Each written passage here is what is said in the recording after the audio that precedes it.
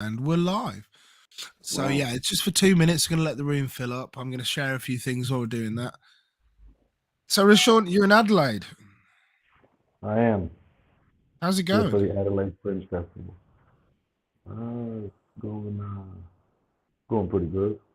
I'm doing street shows, doing my own solo show. That's indoor fringe show, and I'm Okay. doing another show that I'm just member of a crew. You getting people in the door for your private show? Yeah, it's been going okay. Yeah, the most I've had so far is 108. That's not bad, man. Capacity, That's all right. capacity is yeah, it's all right. Capacity is 160, so nobody's really filling the place. 100 is really like anything over 70 is pretty full. Because I know that's The a Fantastic. big room, thing. room is full. Yeah. These dongles stopped working. I think there's a fault with the timing dongle. Everyone, we usually give it a couple of minutes, just like we're chatting in the background with the picture up, not really doing any content, just letting the thing fill in. And the countdown always used to work, and now it doesn't. So we're going to be live in about a minute proper. Oh, That dongle really I was doesn't want talking to to work. my friend in China, and he just posted a video of you on a juggling thing because they were all impressed Yeah. with what you do. So Yeah. your name is everywhere. Yeah. Yay. Fantastic. Thanks.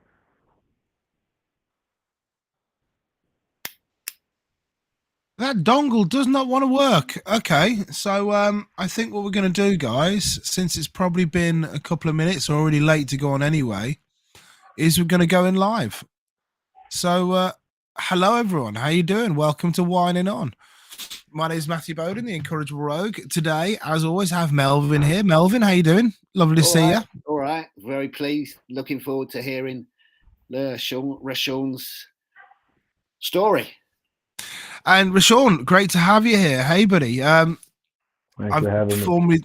You're welcome. Really, you are. I performed with you in lots of festivals. You're probably one of the most positive and hardworking guys I've ever hung out with on the pitch, and I'm really looking forward to hearing your story. You're welcome. I find from doing these interviews that the place people come from and their early life bears such a huge influence on the way they work and the work they choose to do as they go on. So, what was early life? What was childhood like for Rashaun? What was the world you came from? Well, I come from upstate New York, a city called, it's a little bit loud because I'm at a backpacker's hostel right now. But yeah, I come from a city called Troy, New York. It's about 2.5 hours drive from New York City. And yeah, it's still a city, but it's not New York City. And what was it like for you? What was your family? Were your family performers? Were they into sports? No one was a performer in my family. Yeah. Well, my parents had me when they were 14, 15 years old. Okay. And I was born 2 months early, and I weighed like under 4 pounds, and I spent like the first couple months in the incubator. Oh wow. And, yeah, so interesting start. Yeah, I bet. So, And you got a lot of attention when you were that small. You would have had nurses around you 24/7. Yeah, lots of nurses. I don't remember any of that, but I remember. Yeah. But, yeah, I guess I was so small, they had to put doll clothes on me to leave the hospital. wow. And so it's fair to say if your parents were so young, I'm assuming that you didn't come from a kind of upper or middle class background. This was, your parents weren't incredibly wealthy, I assume. I might be wrong in thinking No, that. not at all. Not at all. We weren't super poor, but we weren't rich. My parents were never really together. They had me, and then I was raised by my mom and my grandmother, who was my dad's mother. Your dad's mother? my dad's mother. So when my mom had me, or when my grandmother, when my mom's mother found out that she was having me, she wasn't very happy. And then my mom ended up moving with my other grandmother, who was my father's mom. And together, my grandmother and my mom raised me. And were they supportive? Was it a happy home? Yeah, pretty decent childhood. Yeah. I'm getting a little bit of interference on the line. Can you maybe play with your cable a little bit if the cables come loose? How's that? I think that's a little better. We'll work with it anyway. So you say you got into basketball at 9 years old. How did that come about? Yeah, probably like around 10 or maybe 11. Yeah, I came from a neighborhood that played basketball. All the kids played basketball. Well, all the boys played basketball. All the girls were like doing hip hop routines, choreography, and boys played basketball. There was a court across the street from my grandmother's house. Did you have a court there? There was an outdoor basketball court in my neighborhood. So, like, I could walk less than 1 minute and be on the basketball court from my grandmother's house. So I just grew up watching older kids play basketball, and then eventually I started playing. So I take it if you kept going, you're quite good. Yeah, I was pretty good, especially if I was in England. Really if you were in England, you would have been a genius. Yeah. No, but yeah, I was pretty good. There were a lot of good basketball players in my town. And so it wasn't with an idea of performing; it was more of a social thing, right? Yeah, this that's just like more like cultural, actually. Like everyone plays basketball. That's just what you do. It's interesting you said it was more cultural. Yeah, I feel like there's a cult in New York. There's a culture of basketball. Does that go with any other things? Like, it's not like, oh, I'm gonna play a sport. It's just that's just what everyone plays basketball. Even if you wouldn't call yourself a basketball player, you just at some point you play basketball just to pass time or have something to do. Did that link to hip hop music as well at the same time, or not? Say it again? Did that link with hip hop music as well? You said the girls were all listening to hip hop. Well, they were listening to hip hop and R&B, and there was back then it was really popular to make up dances and choreograph dances and do that sort of stuff. And at that, I was born in 1985, and yeah, so around 95, that was the thing. And so at that time, what was your idea of life? I had no idea of life. You were just living by day, doing your thing. Just a kid, I went to school, and I played basketball. When I started playing basketball, that's all I did. And was there no? Did you have plans for the future? Not really. Just progress through school. You know, go from the 5th grade to the 6th to 7th. Play basketball, have fun, that sort of thing. And so, when did basketball become a way of performance? When did that start? The idea of that start becoming. I never thought I'd be a performer. Not at all. So yeah, I never thought I'd be a performer. I didn't even think about it. There were no street performers in my town. There's street performers in New York City, but where I'm from, it's very local. There's no reason for anyone to visit there. So when did you think? When did you start learning tricks with basketballs? Was it just normal, natural? When I was a kid, I was kind of doing tricks before I started playing real basketball, because I'm 5 foot now. I'm 5'7" or 5'8", and growing up, I was never the tallest person on the court. So when I would try to shoot, people would block it, or you can't handle the ball. They'll take the ball from you. So I had to learn how to handle the ball really well, so I could move around and get shots off. We used to play this game called 21, and it's every man for himself. So you don't have any teammates, and you get your own rebound, and you score your own points. And that first person with 21 points is the winner. So I was playing against older and taller people. I had to learn how to handle the ball really well. And that's when I started doing tricks just for fun. Well, isn't that interesting? There's this idea that in that environment you had a handicap essentially, that you weren't 6'5". If you look at the NBA, everyone's giants. Yeah. Well, no one around, no one in my neighborhood was 6'5". It's just like I was just younger than a lot of the guys I was playing with. I was they might have been like 3 or 4 years older than me. And yeah. You had to use skill to overcome that. On the street,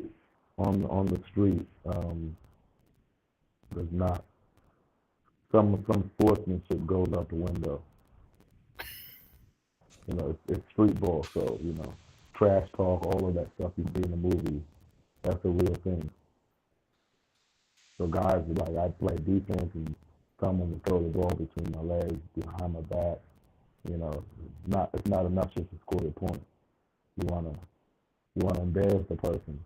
You wanna embarrass the person that's guarding you. That's street ball. And was that playful, or what did you say? Was that playful or mean spirited? Was it all done in good jest, or was it? No, it's playful, but I mean, it's taken seriously. Yeah, it's very competitive. Not for the weak. Not for the weak-hearted. You might go home and cry. And then pick yourself back up and practice and go back there and try and do it to the next person. Yeah. Okay, were you looking at places? Were you looking at places like YouTube or something to learn new things so you could? No, there was no YouTube. No YouTube. There was no YouTube then. The YouTube came out around 2005. Okay. So street ball was already really popular on the street, and so you just had to work out new ways. Yeah, I self-taught and learning. I learned tricks as the tricks were, like, I created tricks, and people that were doing the art form is called freestyle basketball. People who are doing freestyle basketball, we created a lot of the tricks that are now. So I've grown with the art form. So back then there was no freestyle basketball. It was just street ball. So it's basically doing tricks against someone while they're guarding you. Now I do freestyle, so it's just tricks without a defender. So it's like basketball circus. Exactly basketball circus. Spinning the ball, juggling, moving the ball around the body in different ways. Yeah, circus basketball. But it started out with street ball. So you created your own basketball school, your personal one? Not really. Just they had some street ball mixtapes, they called them, like compilation videos of famous street ballers. They became famous anyway, doing tricks, and that influenced a lot of people around the world. Like skateboarding tapes that people used to watch as they were kids. Exactly like that, with music in the background. And in the early 2000s, that inspired a lot of kids around the world, and it showed a different side of basketball that's, different from what your coach might tell you. Like, oh, wow, these guys are playing differently. They're having a lot of fun. They're talking trash. It's flashy. It's like basketball and a show. I suppose you could describe it as object manipulation, if you're going to take it into a kind of, a very circus way of describing it. Well, that's freestyle, yeah. But street ball, Yeah, when you're handling the ball, that's object manipulation. But someone's trying to take the ball from you. And you're trying to throw the ball between their legs, off of their head, around their body, and you're trying to score, you're trying to shoot. Yeah. So you've got that competitive edge to it. Yeah, very competitive. So just to drag it back a little bit to just about you, were you good at school? Were you good at classical studies? And so you didn't see yourself as having a future as a lawyer or a solicitor, you know, or definitely not. and not. so I didn't have no, that would be crazy. Like I didn't have what's the word I'm looking for?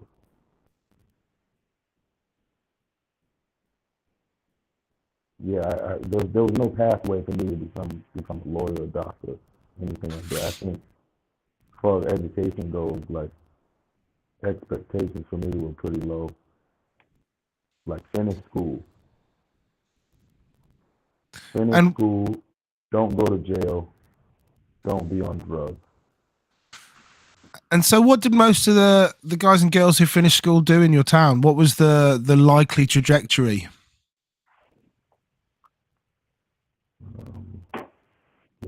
Get a regular job. And is it mainly factory jobs there and that kind of thing, work in industry or in office? A mix. Where I come from, it used to be very industrial, but like a lot of places that used to be industrial, it's not anymore. And times have changed, and people work at restaurants, they work in office, they work. It's different. This regular job, nothing too amazing. And so, what did you do when you got to 16? You left school. No, I didn't leave school at 16. I graduated high school at 17, and then I went to community college. Okay. And I went to community college for 2 years. And do you specialize in community college? Yeah, that's when you choose a major. And so, what did you major in? It's like university, but 2 years. Exactly like university, but it's 2 years. So first, I started out in business marketing because I thought I'd like to start my own business. And then I switched to phys ed. Thought, okay, this would be easier because I like sports and maybe I can become a gym teacher. And you've got all these skills already? Yeah. So that was difficult. Like phys ed is not easy. You know? It's quite scientific, right? Yeah. I switched to liberal arts, and then I eventually dropped out of school. So it seems like when you were in there, you were switching through different stuff and nothing settled. Nothing felt right for you. No, I didn't enjoy school. No, I didn't enjoy school. I didn't think, understandable. Oh, one day I'll get a good job if I have a degree. I didn't think that. So how did you move from college to the next step in your life? So I tried out for the basketball team, and I didn't make the basketball team. And then from there, I felt, well, I'm wasting my time in school. I've always played basketball in school, but if I'm just going to school and not playing basketball, like what am I doing? I wanna try something different. So I dropped out of school. I quit my job at UPS, and then I moved to Hawaii. Why Hawaii? When I was searching for a place to go, I thought about Florida and California. Wanted to go somewhere warm. Florida was too close to New York, even though it's not close. California, I thought was pretty thugged out in California. You don't know anybody. Pretty strong gang culture there. And I seen a VHS tape of like a tourism tape from Hawaii. And then I realized, oh, I can go to Hawaii without a passport. Like Hawaii is part of the United States. Like I never thought about that. And I said, okay, I'll just go to Hawaii. So I did some research before I went, and I seen that they had a homeless problem. So when I heard about the homeless problem, I just figured I can sleep outside. I'll be a part of the problem. Yeah. I was just brought a going to tent, ask, brought a how little did you set yourself? How did you, when you went to Hawaii? Where'd you live? You've just said you decided you live on the outside, but that would freak me out. Yeah. No, I just wanted to get out of New York, do something different. I wasn't very happy. I wasn't playing basketball. I was living with my mom sometimes with my grandmother, and yeah, I didn't really see much of a future there in my town. So I knew one person who had moved, one person that had left New York and moved to Hawaii, and I spoke to him before I left, and he said, "Oh, it's nice. Of course, it's great weather here. People are nice. It's just very expensive." So I thought, okay, let me give it a try. So I saved money to go to Hawaii. I still remember it was $314 for the ticket to go, and I didn't have $314, so I had like a garage sale in front of my grandmother's house. Sold different things that I could, and I collected cans to raise money, 5 cents for each can you get, and I made enough money, bought the ticket, and went to Hawaii. For the first 2 days in Hawaii, I stayed with the person I knew, and then I moved into the park. You moved into the where? Park? The park, yeah, Alamona Beach Park is called. And are you worried about that? Did you get worried about people robbing you or getting rained on or any of the kind of things that I get sleeping? worried, like when it was time to sleep, because I had never slept outside before other than camping. But I didn't do much camping either, like never, like not had somewhere to sleep. But I was open to the adventure, and yeah, it was kind of hard to sleep at first. Like, any little noise wakes you up. You don't know if someone's coming up behind you or someone's gonna grab your bag or whatever. But eventually, I got more comfortable sleeping outside, and that became my home. Alamona Beach Park. So I slept underneath a tree or on the grass, or sometimes I slept on the beach. Were you with other people, or was there a No, group of you, or just I was you? by myself. I was by Wow. myself. But being in the park, I did meet other people who were in the park. Like I knew them. Like we waved at each other and said, "Hey," but I wasn't part of any crew or anything. I did eventually after some months I did make some friends, and I did make friends. But yeah, everyone in the park, they knew me, especially after I started performing. So before you were performing, how were you making bread? I wasn't. I had some savings that I brought with me, and then I think my grandmother would have sent me some money, and that was it. I did go to a job interview, and I didn't get the job, obviously, because I didn't have any. I was being interviewed, filled out the application. I was being interviewed, and then they asked, I left it blank where the address, where am I staying now? I had no address. I had no phone number. I had no phone. So like, how could I get a job? Yeah, and so That was how does more street like, performing that start? was more, Oh, sorry, carry on. yeah, like doing that interview was kind of just to say, oh, I looked for a job, but kind of like knew I wasn't gonna get it because I only had one job. That was working at UPS. That's the one I quit before leaving for Hawaii. I always had like little side hustles in high school. Me and a friend, we sold sneakers, and I bought a inflatable bounce house from a charity shop, and I was renting that out. And then when I was really young, I was shoveling snow and door to door, shoveling out people's cars in winter and stuff like that. So you were kinda being was quite industrious, though. You were making little bits of cash. Yeah, here and always. there. I always tried to go out and make money in a creative way. So street performance, how does it begin? Frequently. Yeah, so I was in Hawaii and did Waikiki. I would hang out in Waikiki in the evening. I had nothing else to do. I'd go there, walk up and down the strip, and I'd see human statues and caricature artists and musicians. There was no one doing the show. Mainly, I watched the human statues, and they would stand there painted silver, gold, and people would give them money. And I think people give them money; they're just standing there. So I think I can do something. I can do something more entertaining than that, or I can at least try. So I just went out there with a ball, one ball, and I did tricks in the street. And how was the first day?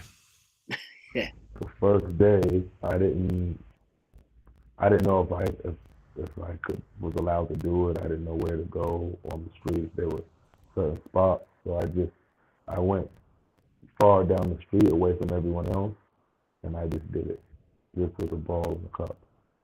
Actually, the first time I did it, I just went out there with the ball. I'm doing the trick. Somebody offered to give me money. They're like, "Oh, where do I put this?" I didn't have a hat out. I didn't have anything to collect money. I forgot all about that, and I'm like, "Oh, okay." I just took the money in my hand. Then I went to go get a cup, and that's how it started. I was able to make a little bit of money after a couple hours doing it. Because in Waikiki, all the street performing happens in the evening. So I performed for a couple hours, make some money, and I thought it was pretty good. I could make money doing basketball tricks. That's amazing. And to keep doing this, I can get better. And I had all the time in the world to practice. I had a whole park to practice. I didn't have a TV. I didn't have a radio. I didn't have any distractions. So I just spent my days practicing. How old were you then? About 21, maybe. 21. 21, I think. That would have been 2005. I'm 37 now. So you had no way of, you just had to, you taught yourself how to make money on the street? Yeah, pretty much. I did tricks and spun the ball on people's fingers, and mainly there was street ball moves like dribbling, lots of dribbling, and yeah, people gave me tips, and I used that money to live. I could eat I could choose what I wanted to eat and go buy it. I didn't have to line up at a soup kitchen. Thought it was great. Slept on the beach. Wasn't always easy. Sometimes I got tickets from police, and sometimes it rained, and sometimes people might stuff was stolen, but for the most part, it was pretty good. And so, how quickly did? Let me unplug my headphones and let's see how that goes, because my phone is decreasing battery very quickly. Okay. Too quickly. So let me plug it in. So the thing I find interesting about this is I myself had the experience of going to a show for the first time, and when you do the show for the first time, it's almost like an epiphany. It's this amazing experience that, oh my God, I can go and play on the street and people will give me money for it, and I can live doing that. And I was living in empty buildings. I wasn't sleeping on the street, but it seems like even more of a spectacular discovery, Rashaun, that you could do this thing you enjoyed and you could make a living and a life from doing it, and that would feed you and sustain you, and suddenly you had some productive, positive output. Yeah, but you got no role models, nothing. You've just done it, and that's pretty remarkable. You've just gone there, done it, and started earning money. Yeah, and it was really good to mingle with the tourists and get some positive feedback from people, and people saying, "Oh wow, we really like what you do. That was great. Can we take a picture?" All of that stuff is great for my mental health, and and yeah, it was just really good. Like, wow, people like what I'm doing. People like me to see me do basketball tricks. This is something I've done since I was a little kid, just for fun. Now people are actually giving me money to do this. And It's did like a that huge start opportunity. very much so? And did that start then formulating into a looking forward past the present into what it could be? Well, yeah. Once I realized that I can, once I started making money doing that from the first day, I thought, okay, I'm going to continue doing this. I'm going to continue practicing, and I'm going to just do the best basketball tricks I can do, and I can make a show out of it, and I can perform. This is, I'm gonna make the best basketball show I can do, the best one-man basketball show that I can do. And back then, there was only the Harlem Globetrotters. There was street ball, and then there was the Harlem Globetrotters. So no one was really doing a basketball tricks show, just tricks. Because the Harlem Globetrotters, they play a game, they're shooting, they have dunks, but just tricks like spinning the ball on the finger and juggling and doing. No one was doing that I had And knew this of. is and this is the interesting thing is it sounds like when you began there wasn't other shows to watch. You could see statues and you can see other different pieces of work people are doing on the street, which has some relevance, but not the same as watching someone do like a juggling show or a Yeah, I dance never show. watched another street performer until I went to Australia. But that's a long way in the future, right? Not really. No, So so I stayed in yeah. Hawaii for a year, and I was doing okay. I created a short show, and the show was just I would get a crowd setting things up, and then I would have to put a rope out, pull people into the rope, and tell them, "All right, I've got a 4-minute show for you. At the end of the show, if you want, give me money and enjoy the show. Play the music, do the tricks, and hold the hat at the end." And was That was the putting the whole rope show. out, was that something you thought to do? You thought, I've got to put a rope out to get this boundary? Because it's something that's every street show does. And I just think it's quite Yeah. interesting the idea that In Hawaii, I think I used the water line. Yeah, I used the liquid line. isn't it I don't know. interesting? I might have. I think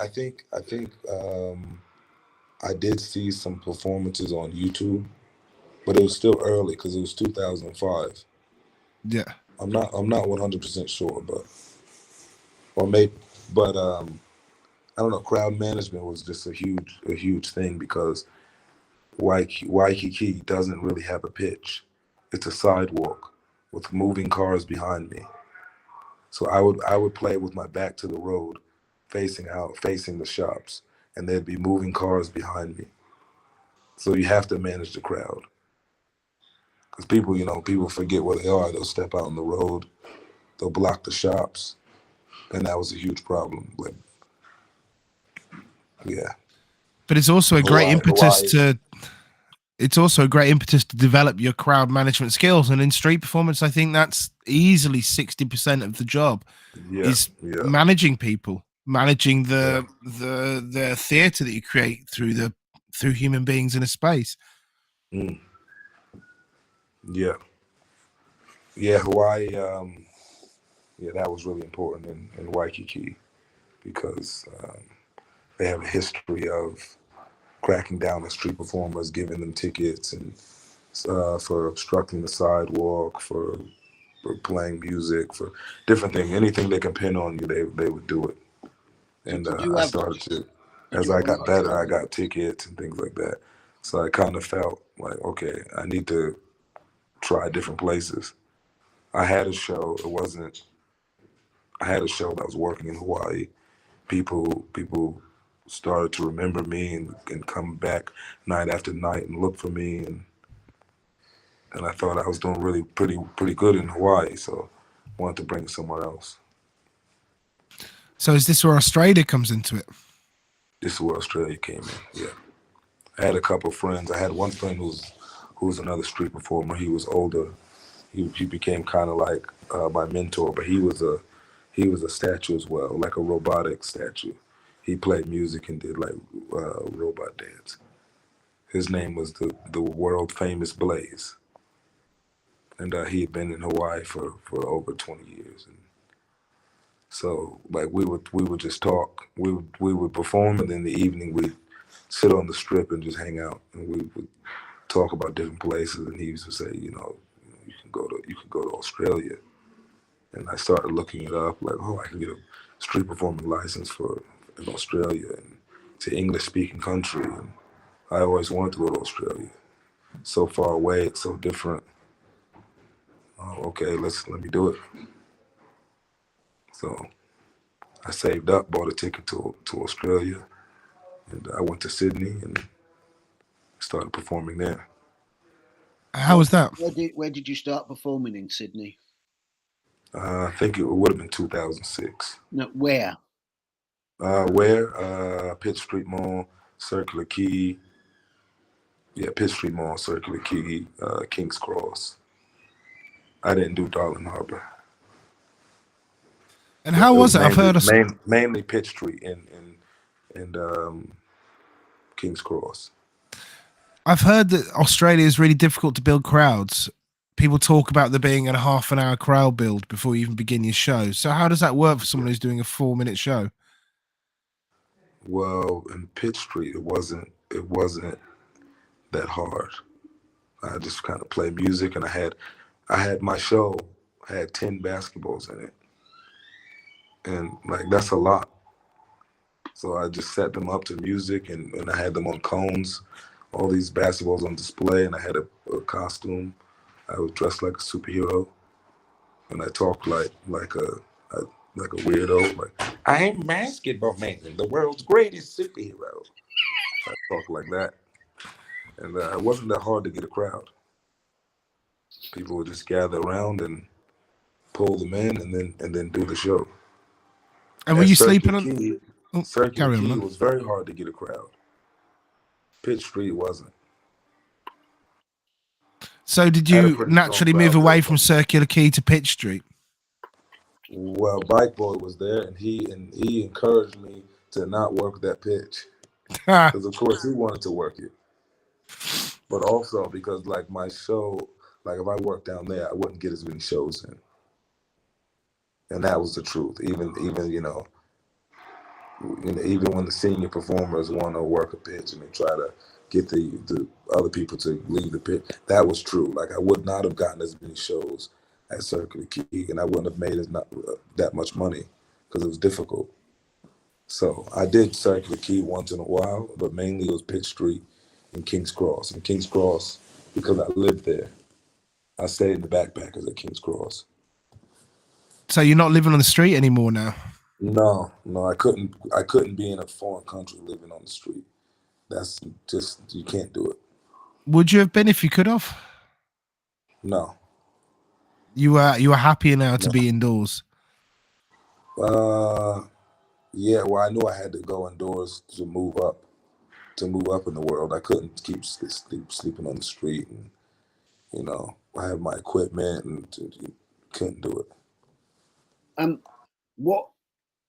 What made you think of having the funny voice and the costume? Where'd that come from? You just thought of it? That came from watching the human statues, just seeing how they get a crowd just by standing there with a costume. Because they're silver and gold, they attract attention. And I would do tricks for 4 hours, from 6 to 10, and it was very tiring. So I wanted to perform those same tricks for more people at a time, instead of doing, stopping one person, doing my best stuff, getting a tip, and then doing that over and over again. So that's how it became a small show. And I thought like a costume would help me attract attention more, and it did. So I actually started out as a human statue myself, but I always moved. So I would stand on this. I had a battery box.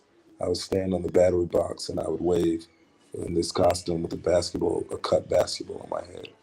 And I would say, I'm Basketballman. I had Basketballman painted across my shirt. The whole costume I made myself. I bought everything from Walmart. Cut some fabric to make a superhero cape. Cut a basketball, made a helmet. My first, I spray painted my sneakers. I couldn't afford new ones, and made the costume. And I went out there, and yeah, people really liked it. And so at this point, you're still doing about 4 minutes in Yeah, Australia. I'm still doing 4 minutes in Australia. Yeah. And so, like you said, you're doing, I think, what I describe as half circles. You're gathering a crowd, showing them your best 4 minutes of tricks, then releasing, gather, release, gather, Yeah. release. And you Yeah. do like 10, 20 shows in a day. Just cycle them No, over. maybe like still do like maybe 4. Okay, cool. 4 or 5.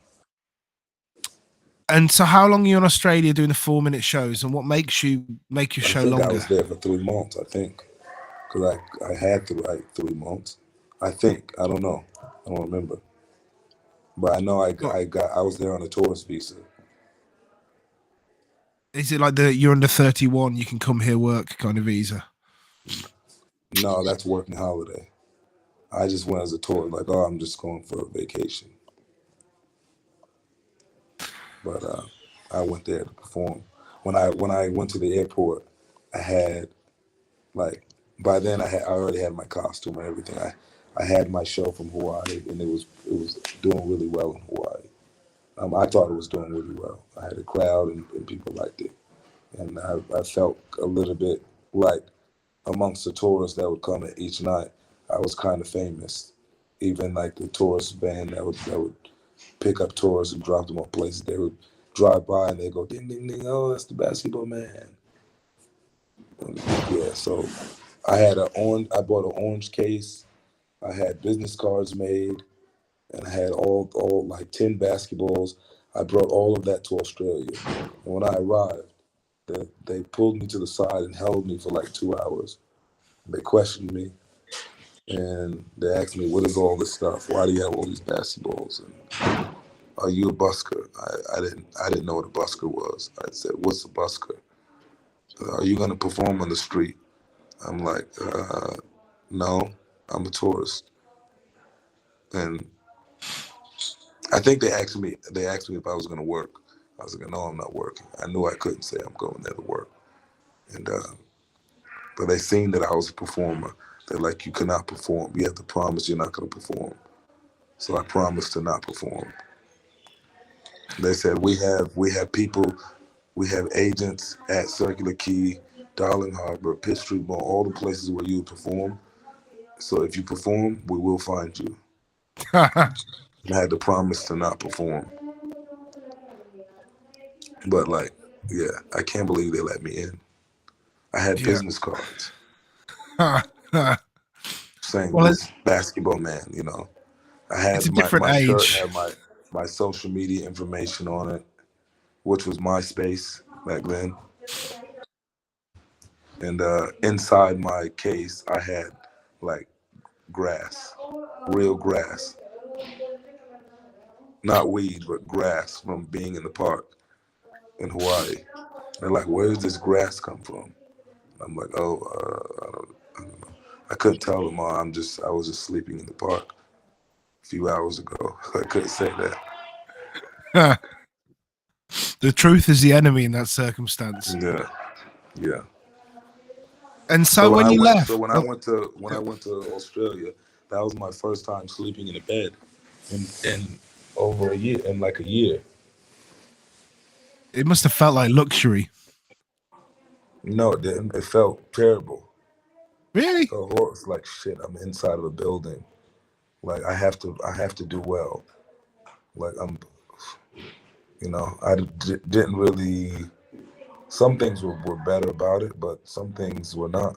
Like You miss felt being pressure. outside in the fresh air. Like because I was staying at a backpackers, like I'm staying at a backpackers now. And it's just like, and King's Cross is not they don't have the best backpackers, I think. Like, yeah, it wasn't fancy. But how interesting that you felt like that this was a worse situation. You moved out from being in a park to being in a hostel, and felt, oh, this is not, this is a step down almost. Yeah, I felt In like, oh shit, I'm in the room with these people and they're snoring, and there's not that much space. When you're outside, you have all the space. You if someone's in snoring the next to fresh you, you can air, just walk 20 foot down the and road. it's Hawaii. You can't beat Hawaii, man. It's hard to beat Hawaii. So you work for 3 months in Australia, and Yeah, you leave because you have to leave because your visa's over. I leave and I went to Japan. Okay, why Yeah, Japan? I went to Japan. I had met a girl from in Hawaii, and I met a girl in Hawaii, and she was from Tokyo, and she actually stayed with me in the park for I think Oh maybe wow. a month or two. So like we lived together in the park, and then like I convinced her to go back home. She had her own stuff. She had her own issues. Like go back home, and I was going on the road. So it's just like you need to leave here, you know. So she left. Why did you I think she don't. needed to leave? Because she's a woman living on the street. And it was That's dangerous? not good. Yeah, it's dangerous for anyone. Yeah. I mean, I So know it seems obvious, but for other people, they might not understand. That's why I ask.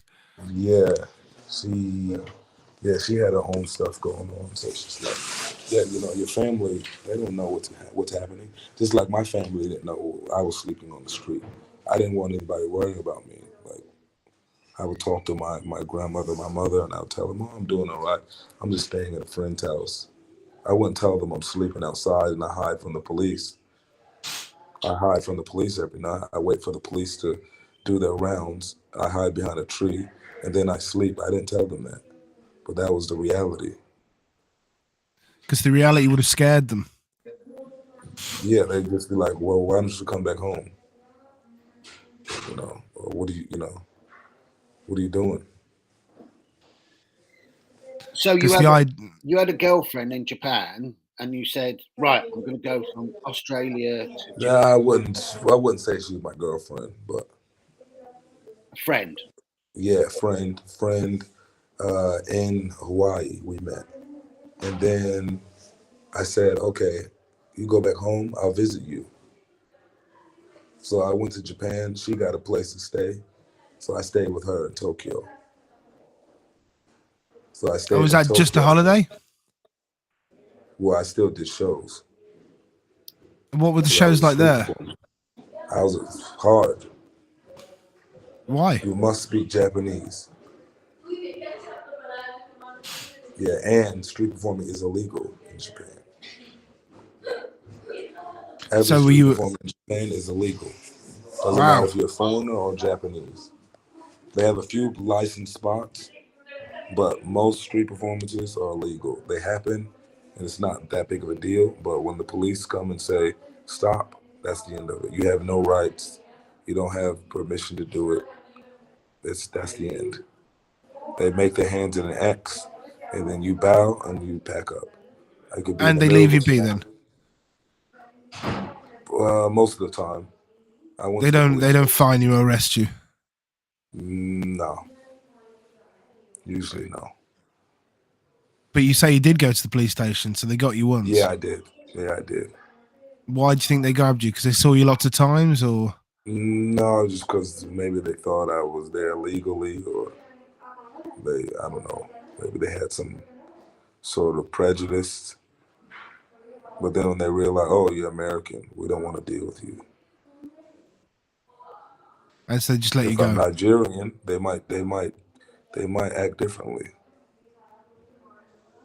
If I have an American passport, they'll act differently. If I have a UK passport, you know what I mean? I don't know, but that sort of stuff does exist, and they just realize, what are they gonna do?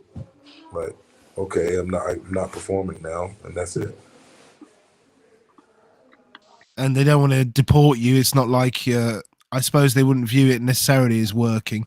No, no. And so, did you have a good time? Did you enjoy your experience in Japan? Was it somewhere I you love thought you'd go Japan. back to? Japan's great.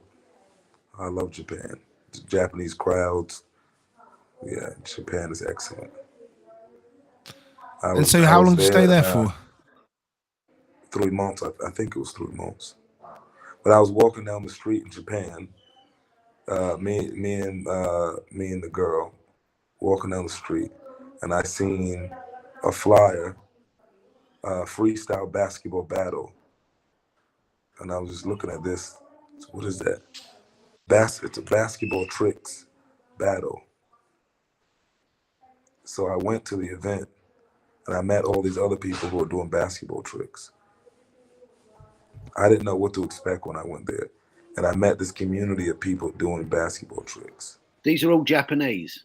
All Japanese, and they had like, I used like rubber basketballs from Walmart. They had like shiny basketballs that you could only get in Japan, and they had like a completely different style of moving the ball around.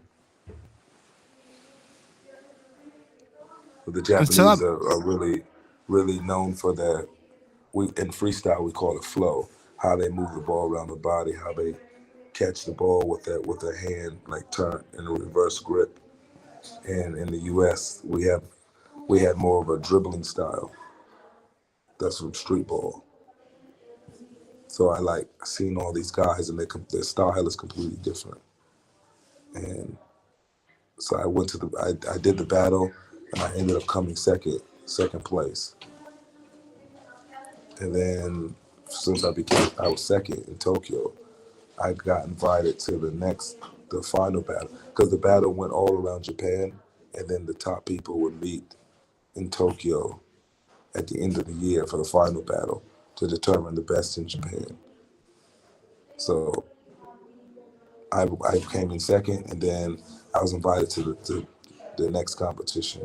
That was in I don't know, maybe 6 months later, and yeah, that was so. From there, that just inspired me to just practice way more. I practice every single day, and I learned a lot. and it must have been a great experience to get that different style and to be able to apply elements of that different style, that different influence from the Yeah, Japanese school of skill. yeah, yeah, they're really good. Japan is still the #1 country for basketball tricks. The art form's home is in Japan. Most people wouldn't know that. They'll think it's American, but really the Japanese are the best when it comes to basketball tricks. They've got the best community. They've got the best skill for like overall anyway. Did you go to the next competition that you were I invited? did, and I came second again. Yeah, I came second, which is huge. My first time competing and coming second in Japan. That's insane. So from there, like, I was a part of the freestyle basketball community. Oh, suddenly you know loads of people. Yeah, I know them. They know me. I'm a freestyler now. So now I'm not just a guy doing basketball tricks. I'm a basketball freestyler. And did that That's have the art form. international recognition for that as well? If you say Japan was a very well-known Among country people for that that, do basketball tricks, yes. Among people that do basketball tricks, I was known, and I'm still known by. If you do basketball tricks, you know me, and I probably know you. So did Like, your our community reputation is go? relatively small. Did your reputation go from Japan back to America? So when you went back to America, where everybody goes, we know this guy.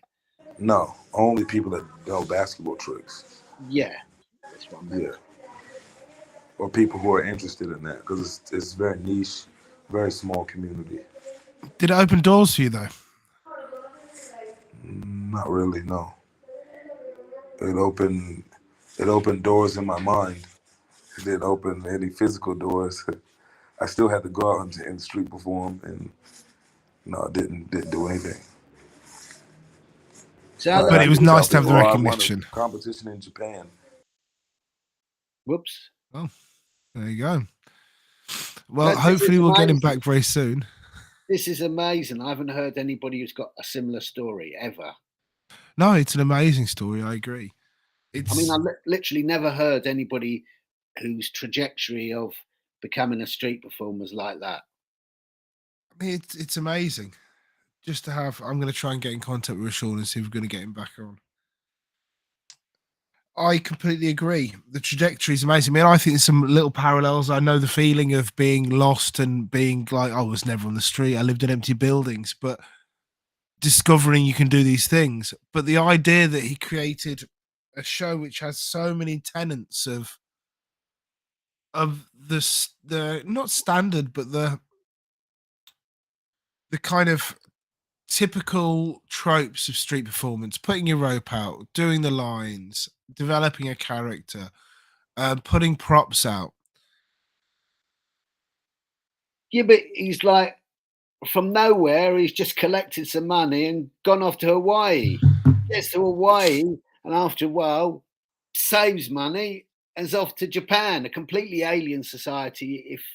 If you've Well, come he's off from, to Australia and then to Japan. yeah, it's just like because Japan is really alien if you come from America or Australia or Britain, because it's a totally different culture.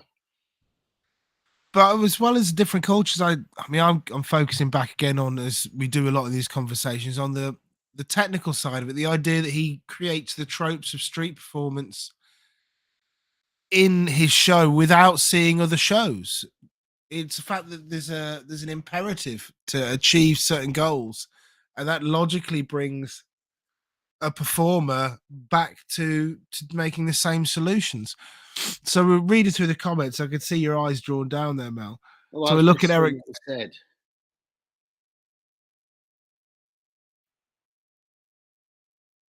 Feeling out of place but similar. Interesting thing to say. We had this thing saying about why Rashaun doesn't use a microphone. Rashaun's one of the few performers you'll see in international festivals, huge, big, noisy festivals, where he doesn't use a mic. He's unmiked everywhere he goes, more or less. I've seen him use mics occasionally, but very rarely. And I just think it's a great thing. And I chatted with some people about why people would choose to do that. And there's this thing about having the sound coming from you. There's an impersonalness.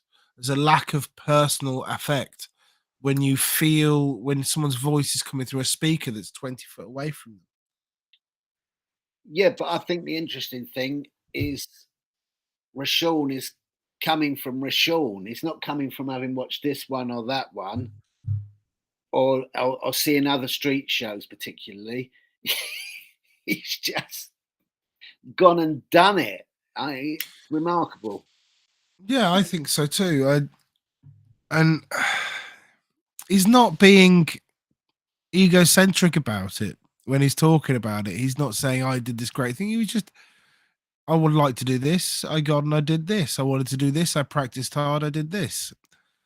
Eric, Marshall has just written. He does an incredible job of projecting his voice in the crowd without feeling like he's yelling at you.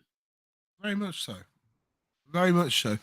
He does the way of talking where there's a little bit of upper throat register, but it's not constrained. The throat isn't being tensed. It's the classic showman kind of projection. You know, the chest is tightened, the stomach is pushed out, and then you push the voice through, slight constraining of the throat, and you get this lovely, big, clear, booming voice. Rashaun is what I like about it as well is there's nothing really nasty or mean about what he does. He's got a very positive, very pleasant projection of his own personality when he's performing, which amazing. I think is. Hang on, where is he? Well, I've worked on this. I've chatted with him, and I've got no response yet. So I don't know whether the phone's died or. Oh no! We'll give it another 5 minutes, and we'll chat and fill the air for that. and then if we don't get him back in 5, then we'll call it a day for now, and we'll Oh, get look, I've Rashaun got back on, hopefully. another comment from Eric. This is a really good one. I'm going to put my glasses on to read it. Get your specs on. Having lived in Adelaide for the better part of 5 years, I've seen his show upwards of 50 times. Incredibly consistent without being boring or same. Hello? Amazing. Hello? Welcome Can you back. hear me? Yeah, Thank you. we I can don't know hear. what happened. I was asking you guys what happened. What happened? And then I couldn't hear you for like a minute.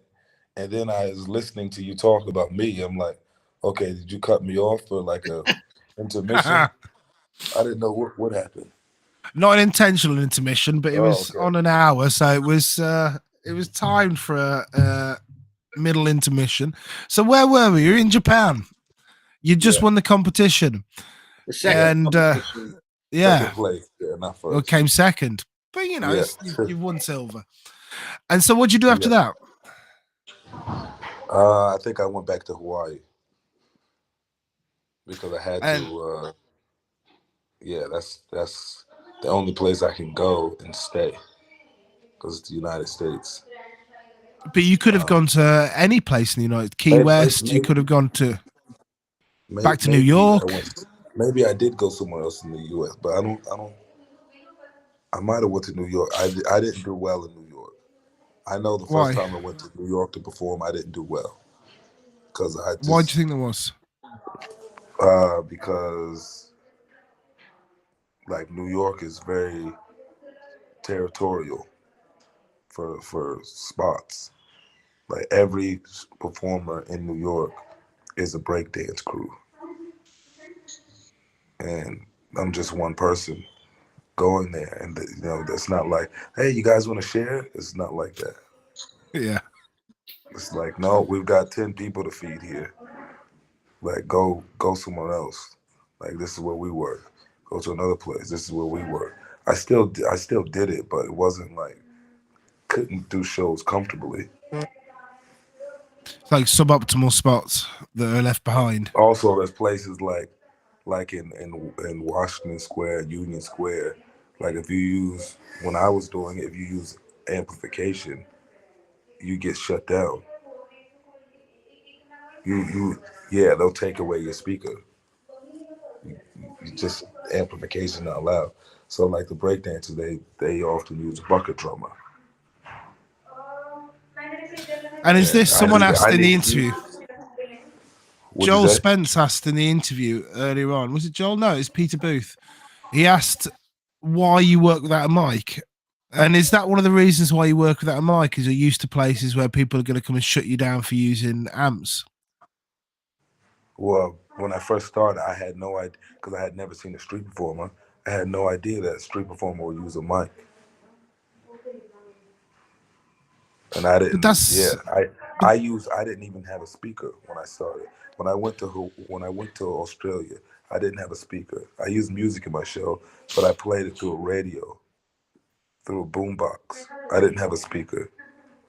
Then later on, I got an amp can. Like I learned about speakers. Oh, I remember the amp can. Yeah, because I'd never seen a performer.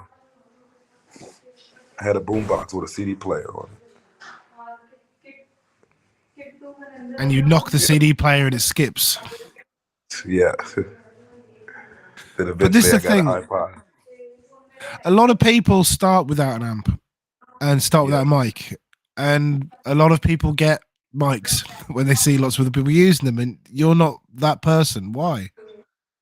I felt that in most places I performed, I was loud enough. I didn't need one.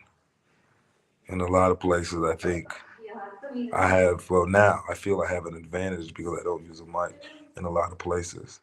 There's a lot of pitches where you just can't use a mic. They're just unamplified pitches. That's just it. Also, you don't have to carry a great big mic and battery around with you. Yeah. I still have a mic. I'm at the Adelaide Fringe right now, and Quinn just borrowed my headset. Oh wow! So you are using a mic again now? No, I don't. I've been using a handheld recently. I've been using a handheld sometimes, just for the crowd build. because But sometimes the it can be tough and just like a lot of talking and just use a handheld. but the But thing you said, I most think, of is the time, quite true. You need to keep the vocal cords kind of a bit leathered up to be able to keep working without a mic. I worked Yeah. without a mic for a few years when I began, and I noticed that when I used a mic for 4 or 5 years and I went back to working without a mic for a while, it took a long time for my voice to be able to adapt again to working without a mic. Mm. So I can see now, as we have more restrictions everywhere, all around, the world, from what I can tell, places are becoming more and more restrictive to the use of amplifiers. Working without an amplifier, being able to easily, is a massive advantage. Yeah. Yeah, I'm very happy that I can do my show without a mic. Some performers they do one show, their mic breaks, then they perform, they finish the show, and then their voice is back. Yeah, and that's so crazy to me. Can we go back a bit, because I'm following the story? You've Yeah. gone to Australia, you've gone to Japan, gone back to America. Then what? Yeah. I would have just kept performing in Hawaii, and then I kind of kept traveling from there. I might have went to So when I went to Japan and I won that second competition, that was my second trip to Japan. Cause Oh, the you've gone first back competition, again. and the second competition were months apart.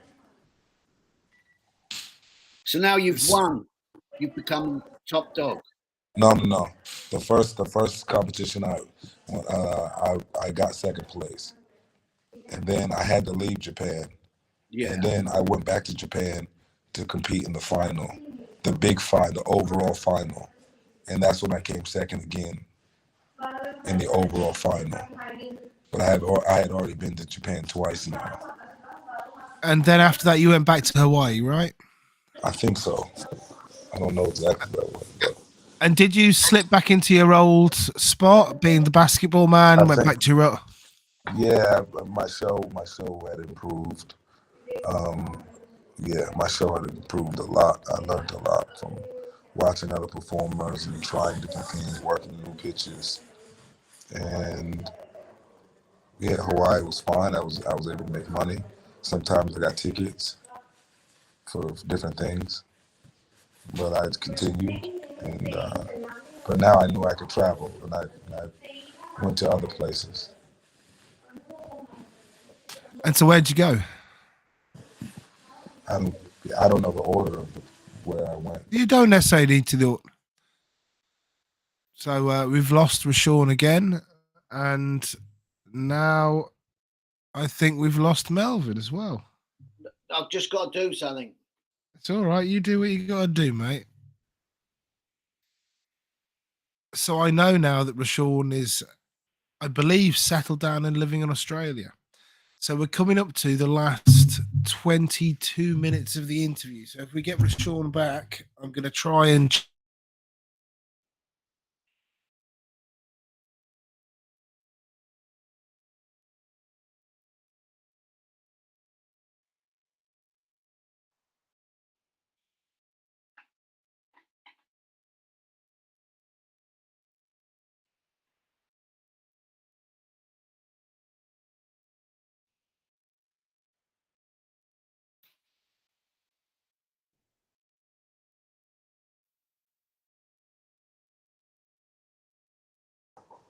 Hello, hello, hello.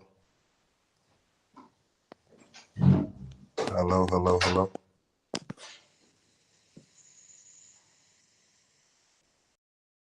Hello.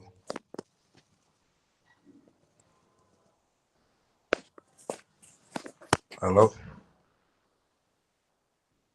I can't hear you.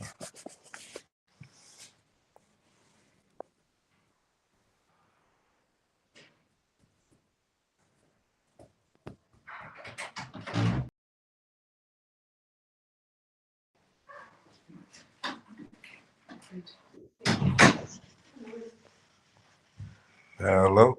We're all here. Yes, Matt, I can hear can't you. hear you. Matt, you have disappeared. Can't hear you, Matt. I can't hear you either. Matt.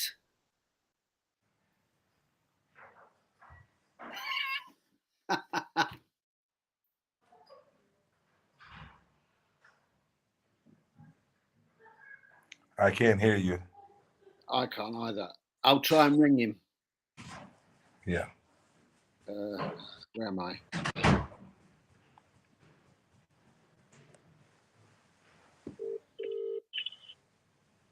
Continue. Can't hear you. On the Continue the interview. I'll sort the sound out. okay. If you're watching this, sorry about the technical difficulties. This was not planned. Definitely not planned. But just like street performing, you have to keep going. Things happen that's not planned. You've got to roll with it. Yes. So, was your show getting bigger now? Because you started off with 4 minutes. Now it must be a lot more. Yeah, it was a lot bigger, and it was better, and it was longer. But in Hawaii, yeah, the show can only be so big because there's just not enough space on the sidewalk. So what were you doing there? 20 minutes? I don't know, maybe 20 minutes. Might have been doing long. Might have been doing 30. I don't know. But you were making more money from when you first started. Yeah, I was making more money, and yeah, I was making more money. So you're doing better. I was doing better, yeah. So where did you make another jump to doing longer shows?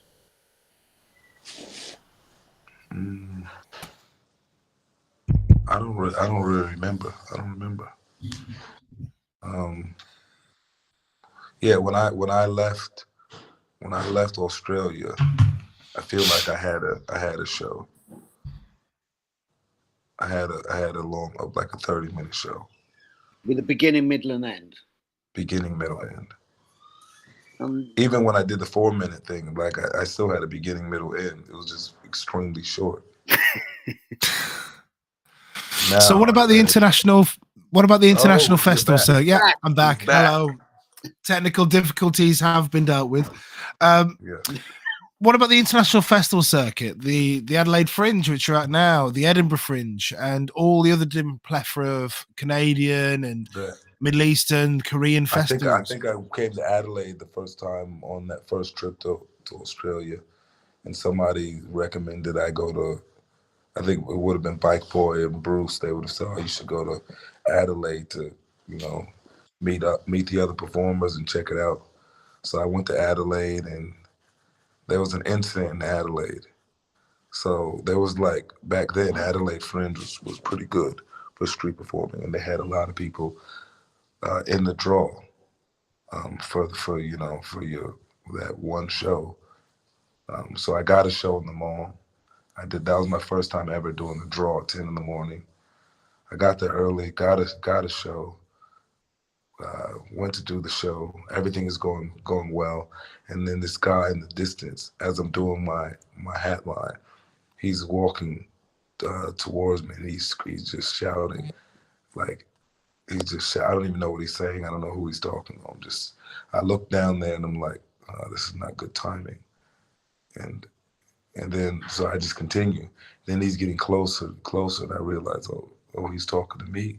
Then he's getting closer, and he's like, F this, get F out of here, Muslim. We don't want Muslims. You're Muslim this, Muslim that. And then he makes his way through the circle at a full circle. He made his way through the circle.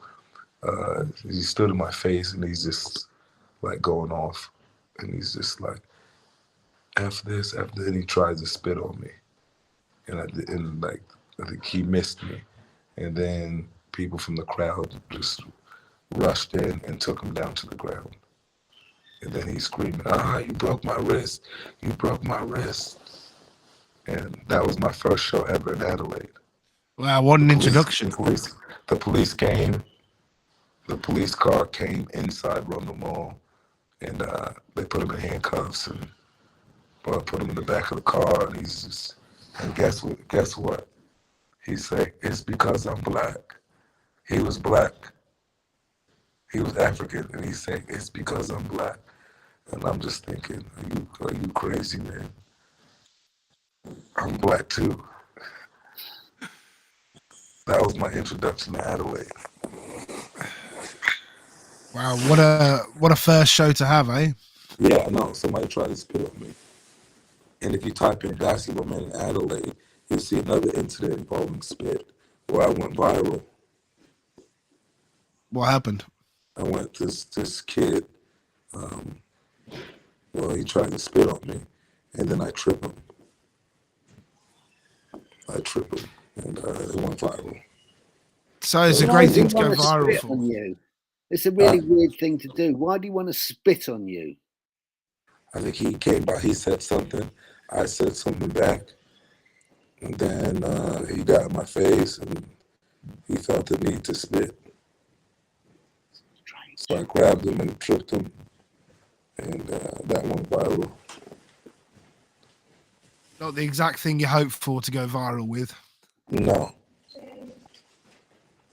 So now I'm known for that in Adelaide. But I was take living it since in you go Adelaide back there before every year, it can't have all been bad. It's not all that though. You're there now, and this is Yeah, like I'm here for that. I'm here 15 for years Adelaide later. fans. It's pretty rough You're in not Adelaide. okay. Yeah, a lot of performers have this year has been pretty rough on the street. We had a heat wave. It was like 40 degrees, 37 degrees, 35 degrees, and we were in Rundle Mall doing shows. Like, many performers did shows, and they made no hat, no money. Like, do the show and make nothing. Not one person donate. This year. This is when I've seen that happen the most times. So, like, And are you getting the same thing, or are you getting by? Some seasoned performers have a hard time. Wow. I did a show And today, and I didn't hat. Wow. Because And it's expensive to be there, right? Yeah, it can be. I'm doing my indoor show though, and I'm doing another show, so that's like I got my accommodation sorted out by them. But if you're coming international, thinking it's gonna be like Edinburgh, coming to Adelaide to make money, that's not. I don't know if that's a good idea. Like if you want to come learn and try a different pitch and like improve your act and make your crowd build longer and see how hard it can be, then yeah, come here and hang out and have an artist pass and maybe see a bunch of shows while you're here. Then yeah, you should come.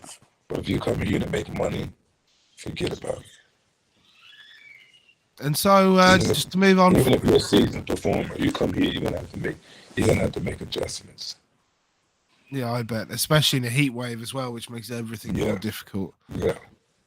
So when did you go to Edinburgh for the first time then? Did you go from Adelaide, go to Japan, go back to America, and then set on doing the festival circuit? I went to Europe for the first time in 2009. I think I went to Amsterdam.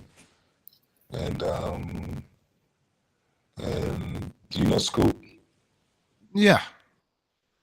Me, Scoop, and another performer, we caught the bus to go to Edinburgh, and they didn't let me through. Scoop and the other performer got through, and they didn't let me through. So I went back to Amsterdam and I performed there. Did they let you through because they thought you'd be working? They didn't let me through because I fell asleep on the bus, and everyone had got off the bus, and I was still on there. They came on, and I think that was the reason. There was no, and also it was the French side. So, yeah, they didn't let me in. I went back to Amsterdam and did shows. And then a couple of years later, I went to Edinburgh. How was Amsterdam? before we go to Edinburgh, how was Amsterdam for you? Amsterdam was great. Amsterdam was another challenge. Like each pitch is a different challenge. You know, working for different people. I think this is my first time working in a place it's not an English speaking country, or besides Japan, which is different in every way. But just like this is my first time in a European country. And, yeah. But in Amsterdam, like most people speak English, right? They have some level of English. They do, yeah. But it's just like I think you have to slow down your jokes and just have to play it differently. Like Amsterdam, you can get a really big crowd, but then you kind of need to get rid of some of those people to have a quality audience. Where were you working in Amsterdam? Dam Square, Eliza Plain. Yeah, Dam Square, Eliza Plain. And did you fit in with there must have been I don't know, when I was there was quite a few performers. Yeah, I met the other performer. I met Super Frank. Scoop was there. Was Mark Seymour there? Mark Seymour was not there, no. No, I met Mark Seymour in New Zealand. Yeah, New Zealand, maybe 2008. Yeah. So you went to Edinburgh a couple of years after that? Yeah. How was Edinburgh for you? Edinburgh was great. From day one, I loved Edinburgh. What did you love about it? Why was it great? I think I went to Edinburgh with 360. So I was doing the indoor show. I had my accommodation covered. I was being paid to do this indoor show, and then I was doing street on the side. Yeah, it was just good. All the performers were there, and I could do my scheduled show and then find a spot somewhere else, usually at the Grass Market. And it was pretty good. Hang out, do shows. It was excellent. Now, when I've seen you there in the years after that, you've been a workhorse. You've been doing like 5-6 shows a day, most days, right? Were you like that then? I think so. Whenever the shows are there, I try to do them. I mean, that's more. Somebody's going in the door in front of me. It's okay. That's more shows than a lot of people do. What do you put down to? Why do you think you work so hard? Is it because you want to earn as much money as you possibly can? Because you want to do the shows? Yeah, we're only making money when we're holding the hat, and nobody's telling us to go out there. It's like you have to be disciplined to tell yourself to go out there. And I performed in so many places where it's like you can't do it freely, or there's lots of obstacles in front of you. And if you're in a place where you can just do shows and the only thing stopping you is you, then you might as well go out there. And I enjoy performing. It's fun, and it's easy. It's not like work. It's not work. It is work, but it's not. I don't feel like, I got to go to my job. It's not like that. It's like, I just got to get some people together and show them basketball tricks. It's a great opportunity to be able to just to show your skill and be out in front of people, make people happy, and they give you money for it. And you get to travel around the world. It's an amazing thing. So that's why, I love it. That's why I do a lot of shows. Man, I understand. Yeah, so Melvin had to go. I'm just going to get you on the full screen. Hopefully it should work out here now. And you'll be the big screen. I'll be the little one. They're lovely. So you did Edinburgh. You mentioned the 360 circus, right? How did that happen? The producer of the show, who's also in the show, he's a musician in the show. There's 7 of us. There's 2 breakdancers, me, a guy doing BMX flatland, a Rusier artist, and someone who's rapping and looping the music. The producer, who's a drummer, saw me in Japan And they told me, saw me street performing in Japan, and told me we exchanged information. And then he contacted me later and told me he was putting the show together and asked me if I wanted to do it in Australia. And I said, of course. I had already been to Australia. I loved Australia. And it's like, we're doing a tour of Australia for 6 months. This is the pay. Oh, excellent. Sign me up. And did you guys go and do long rehearsals, or was it just kind of you went there and just? We did 3 weeks of rehearsal, putting the show together, and all of us in the room putting the show together. We created the show. The producer had ideas, like this piece, and then we all have a solo, and then we put like the collaborations. We just thought, okay, what tricks go together well, how can we mix the different art forms together?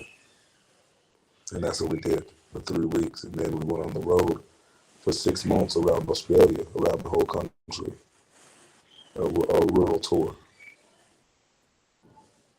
And that must have been helpful for getting visas and stuff as well, if you're going with this performance troupe. I didn't have to do any of that. They worked out the visa. That's what I mean. They sort that all out for you. It means you don't have to. Yeah. That was no problem, and I was in Australia performing. And is that still running? It is, and I'm still with them because I'm filling in. Because 2 years ago, well, it wasn't been 2 years ago. 2 years ago we were on lockdown, but a couple years ago I wanted to focus more on my own stuff, my own indoor theater show. So I recommended my friend, and he took over, and but he's in another show as well now. So I'm filling in. So he's doing half the shows, I'm doing the other half.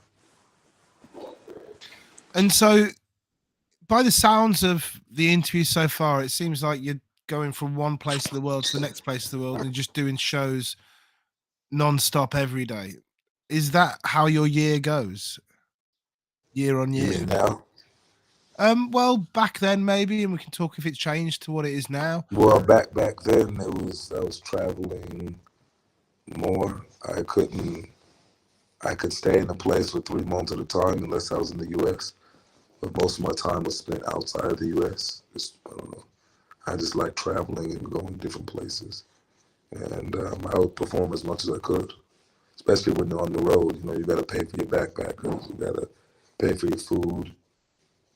And so I would perform as much as I could, learn as much as I could. Yeah, develop my show. And did it, after years and years, form into a rhythm? Did you get a cycle of places to go? So Edinburgh at this time of year, Adelaide at this time of year, and did it become more organised and less sort of like different places traveling? Kind of, but not for the whole year. Like there were times like I knew, okay, go to Australia when it's winter time in the U.S. But everywhere else, like other places, not really. Or go to Europe, when it's in July. Go to Europe. And then once I went to Edinburgh, it became okay. Go to Edinburgh every year. So now Edinburgh's on my list to go to Edinburgh every year, unless something else pops up that's better. But it's hard to beat Edinburgh, and I just like Edinburgh. So that's the plan. Edinburgh every year, and then see what else happens. And you're living in Australia right now, am I correct in thinking that? Australia, yeah. So why did you decide to settle down, and how did you decide to settle down in Australia? Well, I met one when I was performing with 360. I met my girlfriend, and we're still together, and that's why I stayed here. I'm on the partner visa right now. And will that become citizenship eventually? Eventually, after some years. So right now, I just got confirmation that I could apply for the permanent side of the visa. And then Okay, after that, after having that for a couple of years, I can apply for citizenship. Okay, that's great news, man. And so you said you wanted to work on your indoor show. How did that begin? You were doing the 360 stuff with the other guys and doing your own street stuff primarily, right? Yeah, doing When- Virgo 360, doing the street, and I made my own show, which is different from the one that I have now. My first show was called I Am Basketballman. I pretty much told the story that I've already told you, like how I went from New York to Hawaii and how I became a performer, and I told that story with basketball tricks in between, different segments like music to match the theme and all of that. But now I'm doing my show is called Basketballman Can Fly, and that's pretty much going back to my old street show character, Basketballman, the world's greatest superhero, who's flying and saving the world from evil. And so that's got a lot more play and imagination in it rather than being an uplifting storytelling I of your life. know my market better now. Like, 'cause I never considered myself a kids performer. Like, I was a performer for everyone. Family. You know, like the kid, like I'm not like the Wiggles. You know what I mean? But it's just people bring their kids to the show. Doesn't matter what I do. Like people, oh, basketball trips. My kids love this. They bring their kids. Like a good show by me is going to be full of kids. So I made my show more of a kid show, and it's going a lot better. So the previous one was family friendly too, but it wasn't. I didn't understand my market is the way I do now. You were pitching it at adults that kids could also watch, whereas Now now just you're pitching pitching it it. as like doing the street shows for everyone, whoever wants to see it. But now the show is made in a way it's like, oh, it doesn't really matter if you like it, as long as your kids like it. That's what's most important. So now you're Family pitching it show. at the children and the adults can watch. Kind of. It's like kids between 8 and 13 will love it. If they play basketball, they're gonna love it. And were you worried when you started? If you're older, you'll like the show, but you might be like, you just know, okay, this is more for kids. You might think that, and you'd be right. If were you worried when you were first starting to do the indoor stuff? Because I know a lot of people talk about the fringes, and the big thing for indoor shows is asking how much money did you lose this year? You know, how many people did you get in? And people talk about getting 1 or 2 people in for a show. Was that a concern? Not really, because I was part of 360 and like pay the registration fee, a few $100s, and pay the venue. Like if you make money, you do. If you don't, you don't. Like I just wanted to put the show on and do a good show. But wouldn't you be concerned about the idea of only 2 people turning up, it being emotionally difficult? Not really. I thought people would come. I thought people would go to the show. Not that I would sell out, but I thought, oh, people will come see the show. If 20 people come see the show, that's great. Yeah. So you went into it with a positive mind frame. Probably like realistic. Like, it's not going to be huge. Some people will come watch, some people won't. If I can start off small and I can grow to something else, I just want to make a good show. Like no one else has done a freestyle basketball show, a solo show. Just like the Harlem Globetrotters, they do a show where they're playing in a game, they're a full team. Like showcasing freestyle basketball as one person. Well, Harlem Globetrotters, if I'm right, that's a bit like WWF. It's kind of it's a play game, right? It's a Yeah. fictional game where they're Yeah. showcasing skills. Yeah. Yeah. And they've been around since the 1920s. Well, wow, 1920s. Yeah, they've been around for ages. Yeah, the Harlem Globetrotters are legendary. But from the beginning, I knew I didn't want to copy them. This is why I use orange basketballs and not red, white, and blue ones. I didn't play the like sweet Georgia Brown. Kind of did my own thing. I didn't want to copy the Harlem Globetrotters or copy anyone. Well, it's interesting, you know, you had this, you could see this only one of the few templates for doing what you did, and you decided to move away from that. Was there elements of the style of the performance as well that you'd see with Globetrotter-esque kind of stuff that you didn't want to do? Is there it as opposed to just the costuming? Was there a performative style you tried to move away from when you think about what you were doing? Do you know Not what I really. mean? So Yeah, I know. is the move Like, well, the Harlem Globetrotters have a hoop. That's the main thing is they're playing a basketball game. From day one, I knew like I wouldn't be playing a basketball game because I'm one person. So it would be tricks. It would be tricks to music, pretty much, and with comedy. And so it was very different from the Harlem Globetrotters. Like I didn't really have to try that hard to make it different. It was already different. There's no defender in front of me. It's just like watch this, do it.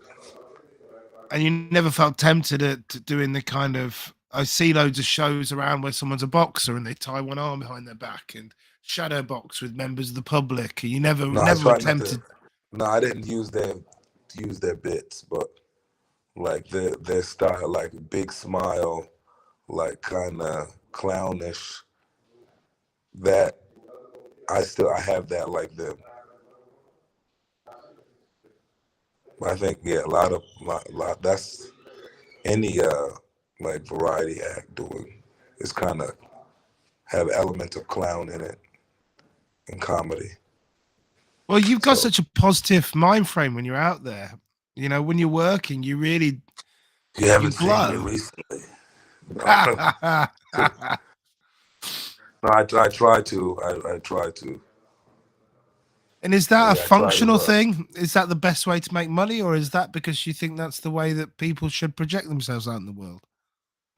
Yeah, I don't know. I try to be positive, but also I also try to point out the reality in my show. What do you mean by that? Like if something is happening, I'll like point it out instead of just. I don't like ignore things. I'll just ignore that. You know, someone's heckling me. I'll just ignore them. That's not gonna help me. I'll point it out. Like this person is doing this, and this is why it's making it difficult. And that might hurt a show if you do it in the wrong way. Yeah. But it can help a show But, if you do it in the right but way. yeah, it can. Yeah. It shows you have control of the circumstance and you understand what's going on. It shows experience, capability, and charm, especially if you don't have to make that person feel like a complete dickhead by showing that they're being a you dickhead. get that from trial and error. You know, it's very easy to say the wrong thing. Very, very easy, especially if someone's being a dick. Yeah. Lots of performers talk about this idea of changing the world 300 people at a time. Do you have an idea of that? Do you believe that you, by doing your show, is making some kind of social change or social difference? Well, I try to spread awareness about mental health in my show. That's the past couple of years I've been spreading awareness about mental health just because I think it's important. Why have you chosen to do that? I mean, I know it's important, obviously, but why that of all the causes did you decide to focus on? Well, after the pandemic, when I went back to performing, I just seen a difference in the general public, and a lot of people were not in good shape mentally, and yeah, we all had struggles during the pandemic. You know, being stuck inside, and a lot of things changed. I had some shirts made with some different things on it. And one of them was mental health matters, and I got a good response from people wearing that shirt, and I liked it, and I thought that was the most important one. So I stuck with that, and then made it a big part of my show. People started coming up telling me, you know, this is wow, you really helped me today. I was having a bad day, and this is you talking, you being out there talking about mental health makes a big difference. And yeah, that's why. Also, my girlfriend is she's a mental health worker, so I learned a lot about it from her. I learned a lot, and yeah, it's important. Some people have no one to talk to, and I have people to talk to. So like that's important. Like our mental health is important. It affects all of us. And so you believe by chatting about that in the show that you'll affect in a small way the way people feel about mental health in our societies.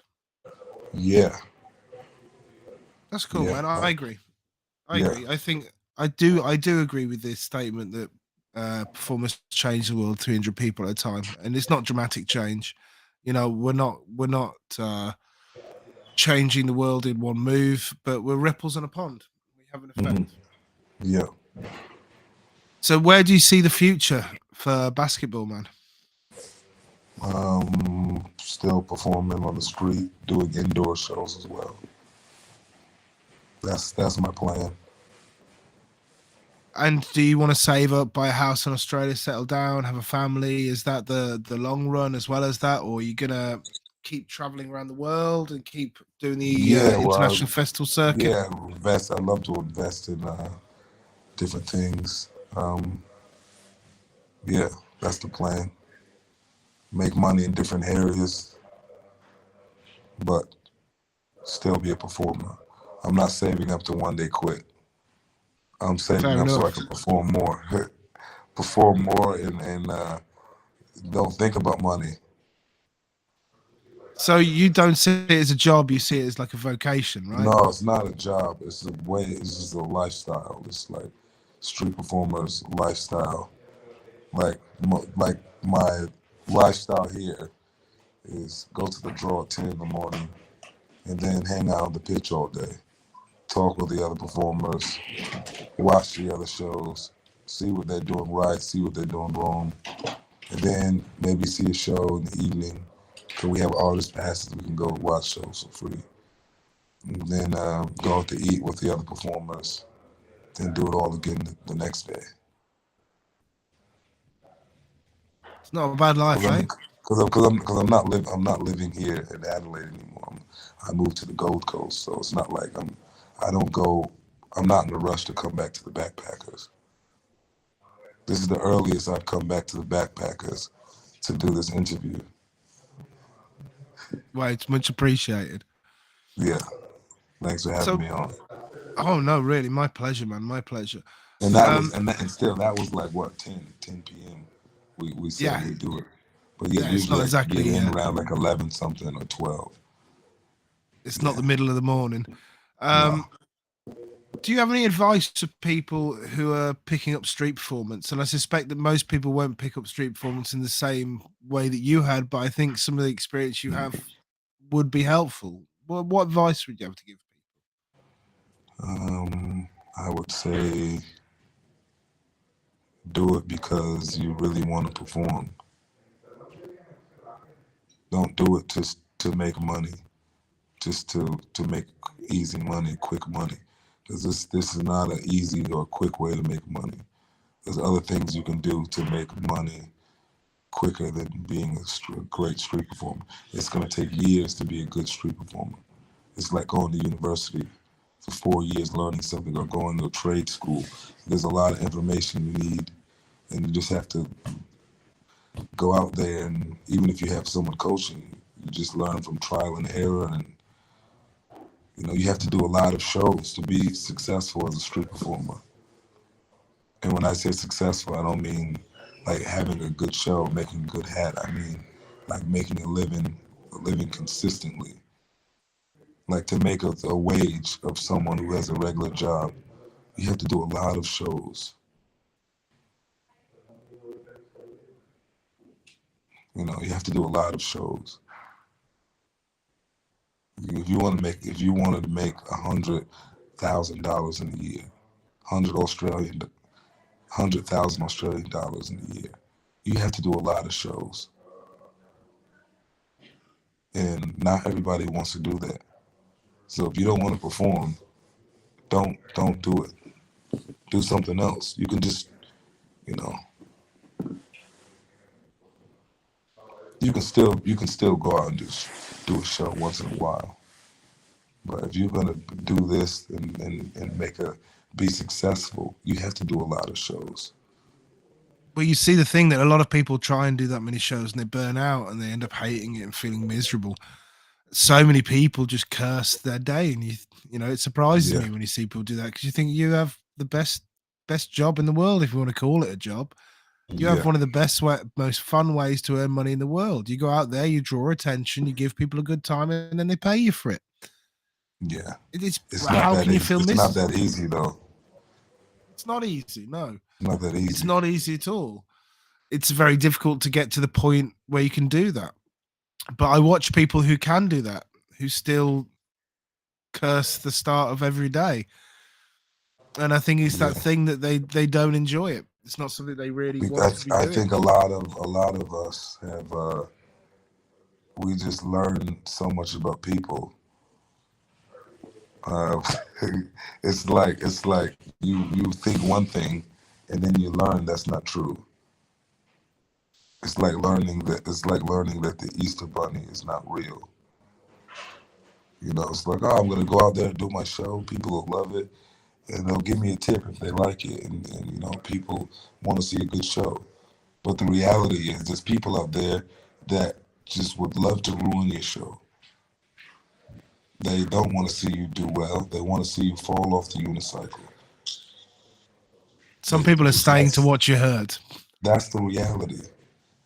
And then when you know that, it's a different way of looking at things. And you have to get around that.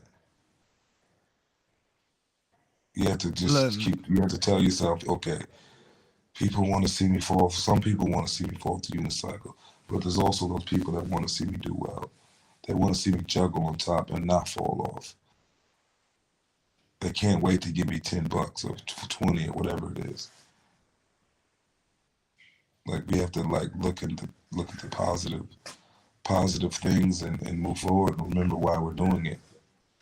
But it's a weird game as well, in the way that I watch people, and I've done it myself. You go out there, and for whatever reason, you start feeling negative about what's going on, and so you start acting negative, and then the audience has negative empathy, and they say, "Oh, this feels bad," and then it feels bad. They feel bad for you, but in the end, they feel bad. And then the performer doesn't earn money, and he thinks the crowd doesn't like him, and it becomes this self-perpetuating cycle of disappointment. And in the end, really, all the performer has to do is be fucking positive. Go out there and be hopeful and give love. I think Australia is different in that way. Like, if you're just positive, that's not gonna work. Okay. There has to be some sort of character arc. If it's just all the way up, that's not interesting. The character must be beaten up at some point. They have to be down and out at some point. Something has to happen to mix things up, and then you overcome it. That's what I feel Australia is right now. You can't just be positive. But when I say positive, I mean just you don't neg the audience out about the experience. You can have this journey where the character can have problems, the character can talk bad about themselves. But and I do this in my show, I walk out there and say I'm a loser and all this other stuff. But when you're doing that, I feel like it has to be done with a a slight bit of what's the word I'm looking for? It has to be there has to be some kind of weird conflict in the information you're given, because you're saying I'm terrible, you're saying I'm shit, you're playing yourself as a very low status character, but at the same time you're doing it with articulate, confident, and comfortable nature in front of a crowd, which is something generally that losers don't do. Yeah. So there's a dissonance between the Yeah. information given and the context it's being delivered and given in. And that's what I mean by positive, is someone can complain about the crowd, but that complaining has to feel like it's a wink. You know, this isn't necessarily real. I don't really think you're a bunch of cunts. Yeah. But sometimes performers lose that, and they really do call the crowd a bunch of cunts. Yeah. You know, they do feel that negativity, even if it's subtler than saying you're a bunch of cunts. But just the shortness of what they're doing, there'll be a flinching of the eyes. There's all these different slight little signals. I'm not having a good time, and the crowd picks up on that, and I think it becomes a vicious cycle. Yeah, that's why it's difficult. It's difficult.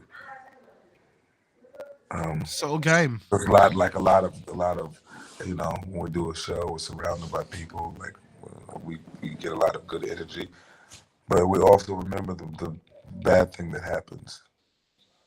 Somebody says something, and then it's like, why did somebody say that to me?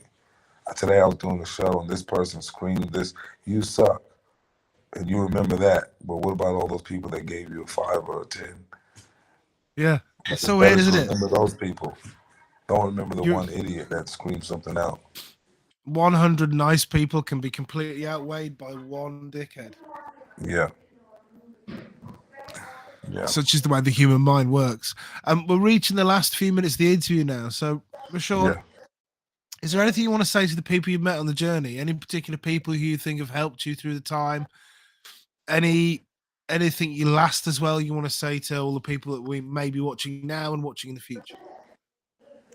I just want to say thanks to everybody who I've met over the years, and anyone that's ever helped me, anyone that's ever watched me on the street, or anyone that knows me. Thank you very much for being part of my journey, and hopefully I've been able to help you as much as you've helped me.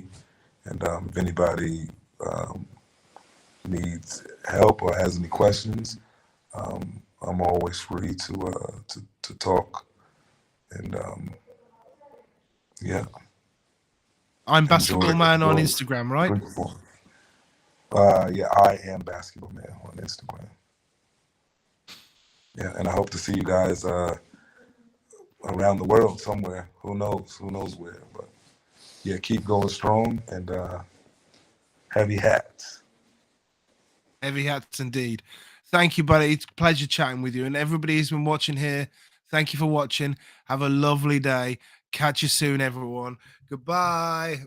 Goodbye, everybody. Catch